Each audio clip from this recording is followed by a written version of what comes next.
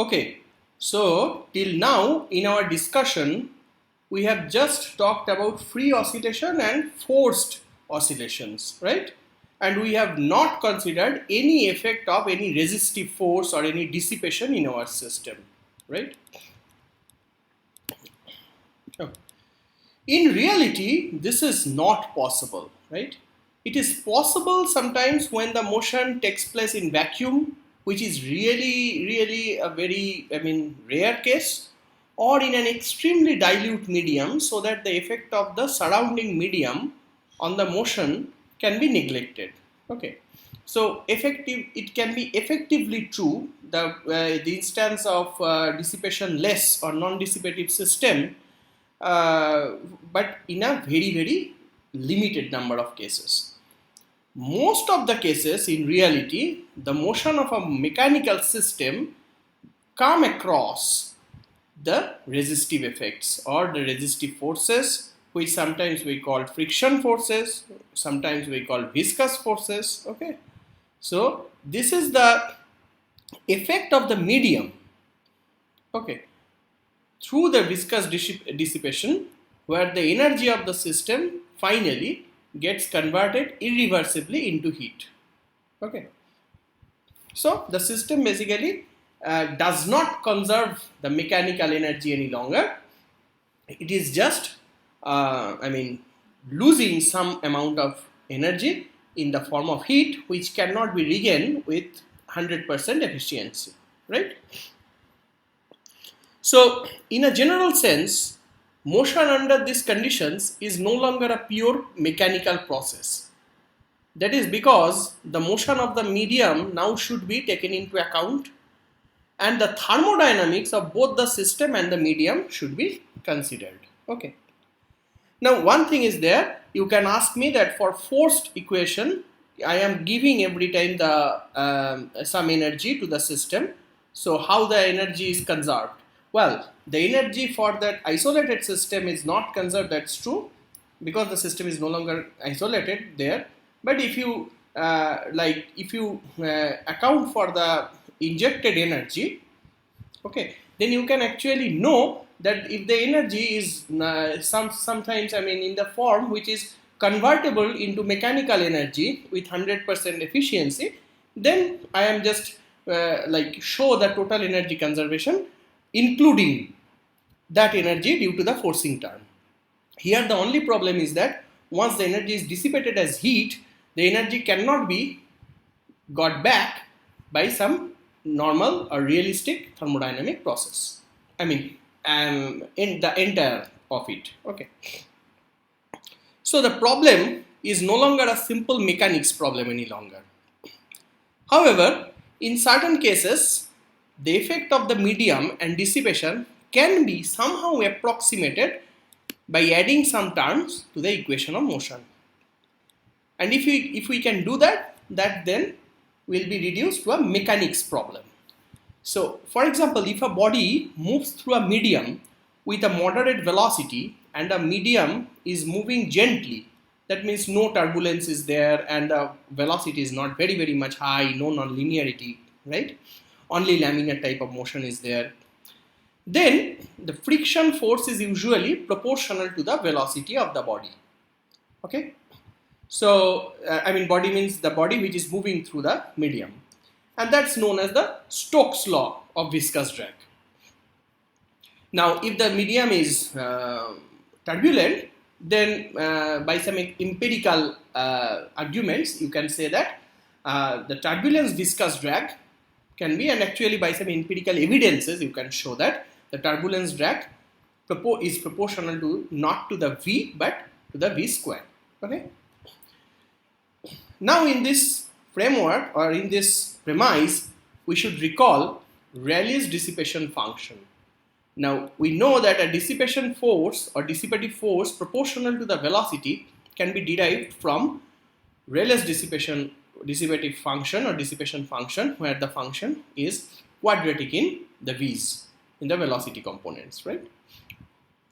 And then the total force can be obtained as the velocity space gradient of this function, right? But this dissipative effect cannot be entered in the Lagrangian, if you remember.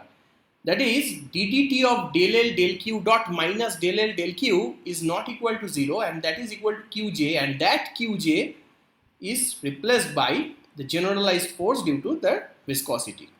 Okay, but only for the case where the force is proportional, and actually this type of defining this type of dissipation function is also true whenever you have some integrable known function. Okay, some I mean you know the function whose you know the primitive of a function. For that you can always define the dissipation function corresponding to a force law. Okay, for example, if it is like let's say if your force is proportional to v square, then you can ask for, you can expect for a cubic type of dissipation function of Rayleigh, right? This type of thing. Now, only for the case where force is just proportional to v, okay, or x dot, the effect of dissipation can be included only for 1D motion in a very elegant way in the Lagrangian. Then basically we can still write the Euler-Lagrange equation in its pure form. That means ddt of del L del Q dot minus del L del Q is equal to 0. That means without introducing any non-zero generalized force, okay, and without any dissipation function, just by multiplying a factor of e to the power gamma prime t. I'm sorry for this, this is gamma prime times t with the main Lagrangian. And then if you just solve it, then Euler-Lagrange equation simply gives you this equation: mx double dot plus m lambda prime x dot plus kx is equal to 0.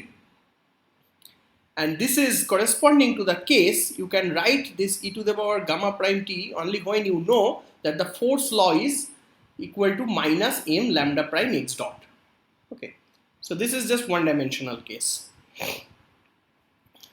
Now, if you do that, finally, in this case where you have dissipation term, so you can finally write the equation as x double dot plus 2 lambda x dot plus omega 0 square x is equal to 0. Here, just for future convenience of calculation, I define another lambda so that lambda prime is equal to 2 lambda. Okay.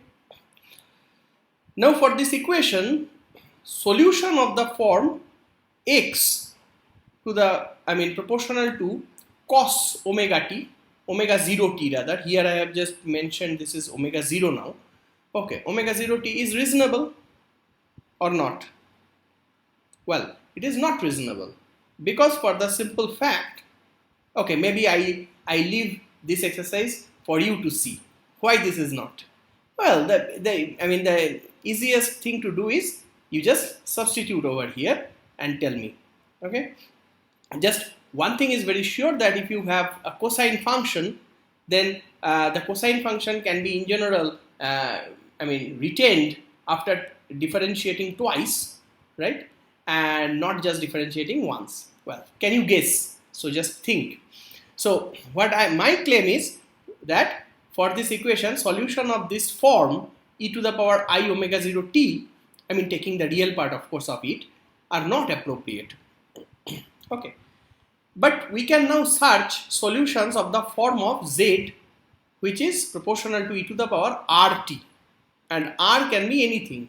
It is not necessarily I times omega 0, but it can be anything, and we will see what r is, or rather what the solutions for r are. Okay, so z double dot plus 2 gamma z dot plus omega 0 z, omega 0 square z is equal to 0 will be the corresponding equation. Okay, in complex form, I am just taking the complex form, and finally for the root, once the root is obtained, once the solution is obtained, I will just extract the real part. That's the strategy. Then just substituting this e to the power rt type of solution for z, we get the quadratic equation for r, which is r square plus 2r gamma plus 2r lambda plus omega 0 square is equal to 0. Okay. Now this R is equal to minus lambda plus minus root over lambda square minus omega 0 square. Okay. And the corresponding solutions will be C1 e to the power minus lambda plus root over lambda square minus omega 0 square times t plus C2 e to the power minus lambda minus root over lambda square minus omega 0 square times t. Okay. Now we can broadly distinguish or classify the whole thing in two cases. The case where a lambda is less than 0. That is the case of underdamped oscillation.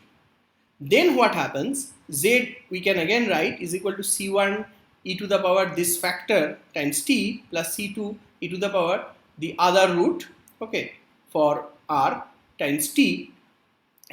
And then you can also say that Z conjugate, complex conjugate, will simply be C1 conjugate. Okay, here C1 and C2, they are in general complex constants. Okay, so C1 conjugate times e to the power minus lambda minus I root over omega 0 square minus lambda square times t.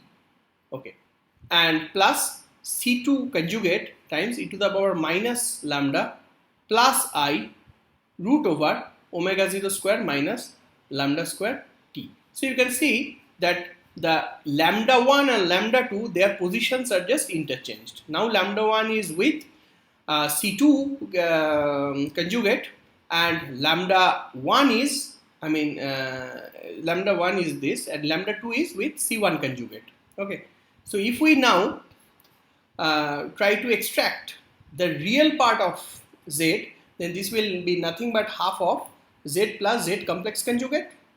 And if you do, finally you will have half of C1 plus C2 bar e to the power minus lambda plus I omega alpha times t, okay, where omega alpha is nothing but root over omega 0 square minus lambda square plus C1 bar plus C2 e to the power minus lambda minus I omega alpha times t.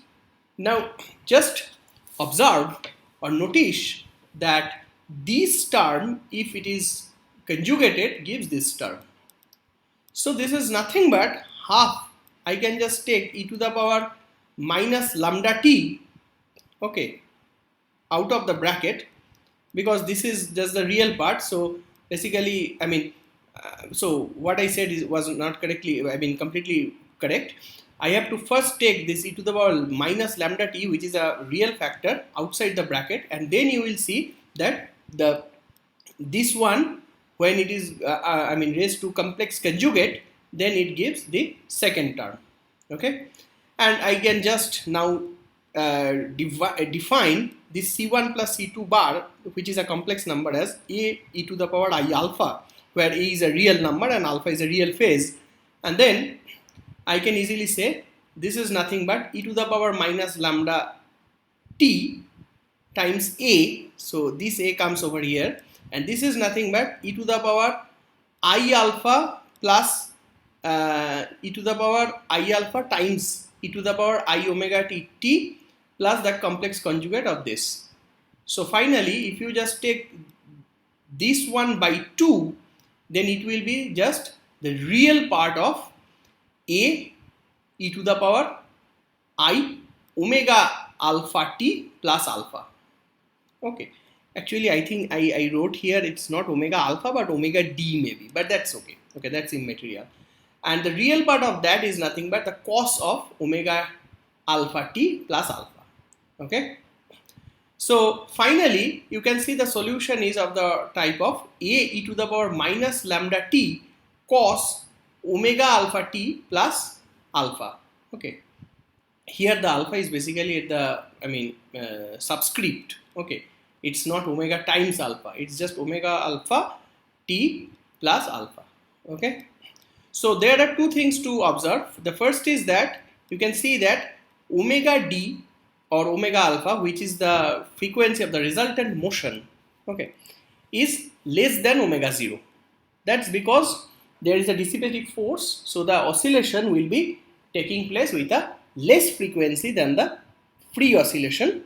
And also we see that we have a amplitude which is exponentially decaying with time.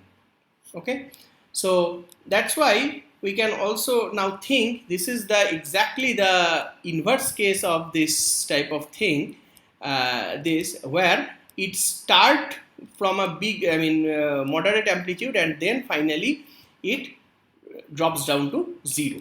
Okay, so this is also another enveloped cosine function. Okay,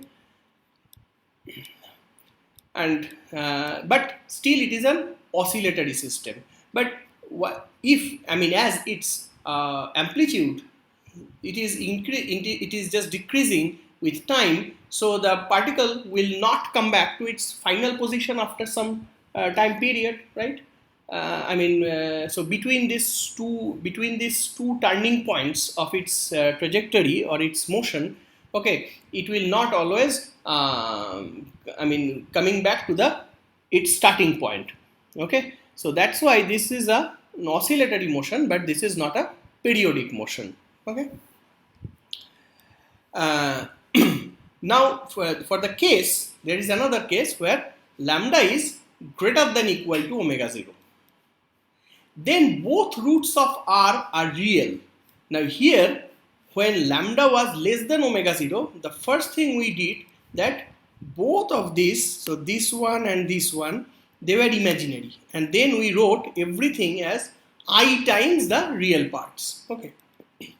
Here we directly have lambda square minus omega 0 square to be real, and then we have the general solution is of the form z is equal to c1 e to the power minus lambda plus root over lambda square minus omega square times t plus c2 e to the power minus lambda minus root over lambda square minus omega square times t.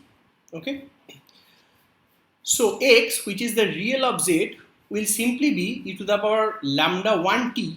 Okay, I'm just taking again the real parts apart, times real of c1, okay, and plus e to the power lambda 2t times the real of c2. Okay, now you can easily again see that this is not even an oscillatory motion at all. Before it was not periodic, but it was at least oscillatory. Now you don't have even the oscillatory motion either, but this is just a superposition of two exponentially decreasing function. Okay, so here basically you can actually see that lambda 1 is the total thing and lambda 2 is this total thing, and both of them are negative. That is because minus lambda is a negative quantity. Okay, so my lambda is a frequency, so minus lambda is a negative quantity here, and lambda square minus omega 0 square is is real, but this is less than lambda because some positive quantity will be subtracted from this. So finally it will be less than root over so this part will be less than root over lambda square, which is lambda, right? The same thing for this. So this one, so this positive something, so minus lambda plus something which is less than lambda will finally give you some negative quantity, and minus lambda minus some positive quantity will be always giving you a negative quantity. So both lambda 1 and lambda 2, they are negative. Okay. For the special case, here also the case of resonance is there. So as we defined previously, that the case of resonance means when the lambda is equal to omega 0, that means the for forced oscillation, we had a resonance where the forcing frequency was matching with the natural frequency or free oscillation frequency. Now here lambda is not the forcing frequency, but lambda is something which can be thought of sometime, it's like a frequency type of thing, but it is not exactly frequency because this is real, and where the frequency should be multiplied with a with an I. So this is not a frequency, but this is, we called it's a damping coefficient. And when the damping coefficient is equal to omega 0, then also again we are thinking of some type of resonance. It's not a resonance in a traditional sense, but this is something like resonance. And then we have a motion which is called the critically damped motion. And when we have critically damped motion, then the solution should not be just blindly, you should not just blindly put lambda is equal to 0 over here, lambda is equal to omega 0 over here, so that you will have c1 e to the power minus lambda t plus c2 e to the power minus lambda t, and you will say everything is c1 plus c2 e to the power minus lambda t is done. That is not true, because then you have to do in a separate process. So for that I encourage you to go through any book of differential equation with degenerate roots of the characteristic equation, and then you will see the complete solution is given by z is equal to c1 plus c2t. Of course this c1 and c2, they are different from this c1 and c2, okay, they are arbitrary constants, but c1 plus c2 times t will be there times exponential minus lambda t, okay. And so this is aperiodic and non-oscillatory, okay. So there is no oscillatory part inside, so there is no trigonometric type of solution, okay. And finally x will be nothing but real of this c1 plus c2t times exponential minus lambda t. Exponential minus lambda t is a is a real quantity, so it is not affected by this real operation, so this is the same every time, okay. So here I end this lecture. In the next lecture, the lecture number 18, I will start discussing about the damped oscillation with the influence of forcing. Thank you very much.